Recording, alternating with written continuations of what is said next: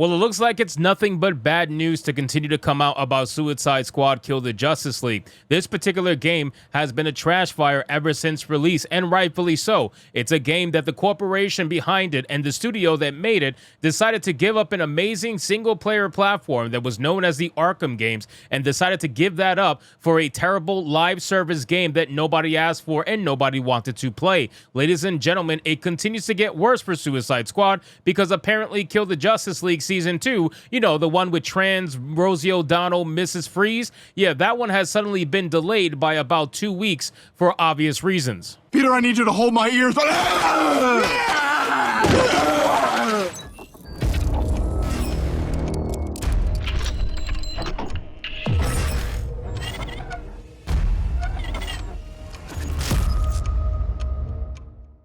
I gotta tell you, man, it just continues to get worse for this game. And a lot of the players, whoever's left playing this game, some of them are even questioning whether or not you should just pull the plug at this point. It's very clear that they don't have their head on their shoulders correctly. They don't know what they're doing. And at the very least, it seems like they're just trying to milk it for whatever they possibly can get out of it before they eventually kill it off. There's no way that this game is going the long haul. I'm telling you right now, it is going to go the way of Marvel's Avengers. It's only a matter of time. So let's get into this article, guys, from The Gamer. But of course, before we do, if you are new here, just consider hitting that subscribe button. I would greatly appreciate it, and like the video to push us out into that YouTube algorithm. So we got some highlights here, and it says Suicide Squad Kill the Justice League's second season was revealed with a release date of July 11th last week.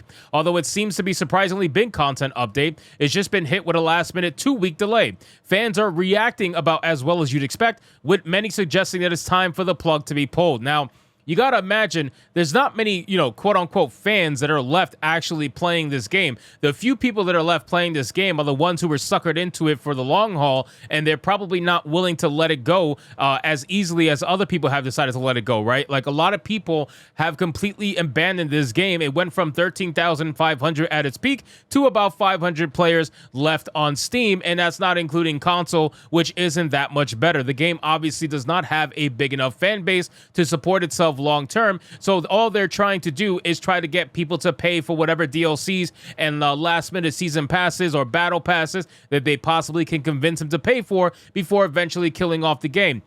Kill the Justice League second season was supposed to be going live tomorrow, but it's suddenly been hit with a last minute delay that has pushed it back by, oh wow, so wait, so this season was supposed to come out tomorrow, and they didn't even give you a heads up. They just delayed it at the last second for 2 more weeks. Yeah, that's going to piss off a lot of gamers. Whoever was interested in playing that particular season, maybe you had a couple of people who were going to go back to the game just to see what's up and then leave again. That's going to piss off a lot of people. 2024 has been pretty great for video games. Not really. It really hasn't, but okay.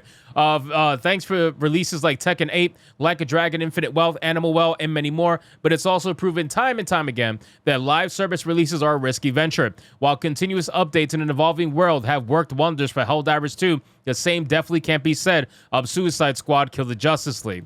Well, again, you got to think about it from I guess you could say an oversaturation standpoint. It is ridiculous just how oversaturated live service games have become. There are way too many live service games and not enough players to play the said live service games. And we keep saying this all the time. Single player games have a place in gaming, and they belong with a majority of gamers, because the beautiful thing about a single player game is that you can pick it up and play it at your leisure. Most people will pick it up in the beginning if they really want the IP. Other people will pick it up on a sale. But still, they will pick it up and they will play it at their leisure without having to worry about whether or not they're falling behind or whether or not they missed out on content because they couldn't play a particular battle pass or whatever. That is a big hindrance for a lot of people. Not everybody is able to sit down and play a live service game every single day just to get every bit of content out of it. I know that's what the developers want because that's how they maximize their profits. But this is why single player games absolutely still have a place and will always have a place amongst gamers, because gamers prefer it. A lot of gamers prefer single-player games, or they prefer multiplayer competitive games. But when you're talking about a multiplayer PvE battle pass-oriented game, yeah, it's going to turn off people if they feel like they're being left behind because they can't play as hardcore as someone else. And then it says Rocksteady's big departure from its single-player focused Arkham games was panned when it was released in February, and things have just been getting worse since then. Ironically, one of the big problems that the game has had is with its live service elements, as the content rollout has been incredibly slow, something that's made worse when it's delayed out of nowhere. Well, again, that's because they are not getting nowhere near the support they thought they were going to get. They thought that this franchise was going to be a billion-dollar franchise. You realize that. Like, the developer said this was going to be a multi-billion-dollar franchise, and they were going to work their way up to it. That's the expectation that they had. But what they found out very quickly is that is nowhere near the case. This franchise is terrible. They don't have anywhere close to the money coming in that they thought they were going to have. So now they're trying to figure out ways to try to cost cut, which eventually means that the content gets slowed down. You're not going to get as much content as you possibly can when your game is failing miserably and is not holding players. It is the fault of the developer that gamers gave up on Suicide Squad. Even if nobody wanted to pay attention to the Sweet Baby Inc. stuff, let's say that's completely taken out of the equation. As I've said many times, people would not have been able to enjoy the game because the game was broken when it came out and was broken for a long time. They even said they didn't even have a fix. Imagine telling your fans that you didn't have a fix and that you're working on it. It's insane to me. They knew that the game was broken and they released it anyway, and that turned off a lot of people who probably were going to actually genuinely give it a shot, regardless of the Sweet Baby Inc. stuff. There was 13,500 players that they were able to utilize, and they lost 13,000 of them. That is an insane number, and that is a big hit to their overall pocket. So, of course, the content is going to be a lot slower.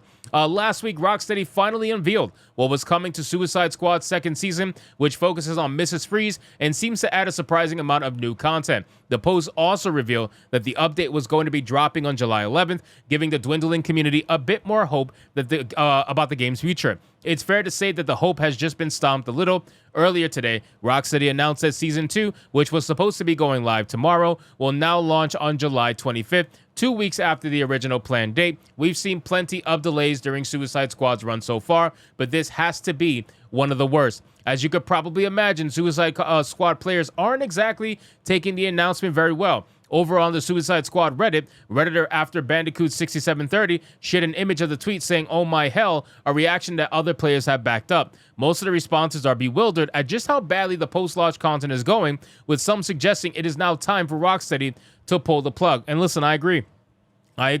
It's very clear that their care for this game is not where it needs to be, right? Either put this game under the management of somebody who's going to give a fuck, or just pull the plug and move on with your losses, because you already lost $200 million and you're basically trying to go for scraps at this point and to try to minimize the loss, man. All the suckers who are still playing this game, I honestly genuinely feel bad for them, but if they're enjoying themselves at the end of the day, listen, as a gamer, that's all that really matters. Have at it, but you got to realize after a certain point that you're on a big time sinking ship, and that ship is going down really fast, and the captain who's trying to save you, yeah, he's not trying to save you at all. He's actually encouraging it, because that's what they're doing with these terrible content rollouts. So anyway, guys, thank you so much for watching this video. I hope you did enjoy it. If you did, consider leaving me a subscribe. I would greatly appreciate it. Don't forget to like the video, comment, let me know what you thought, and I'll see you guys on the next one. Hypnotic out.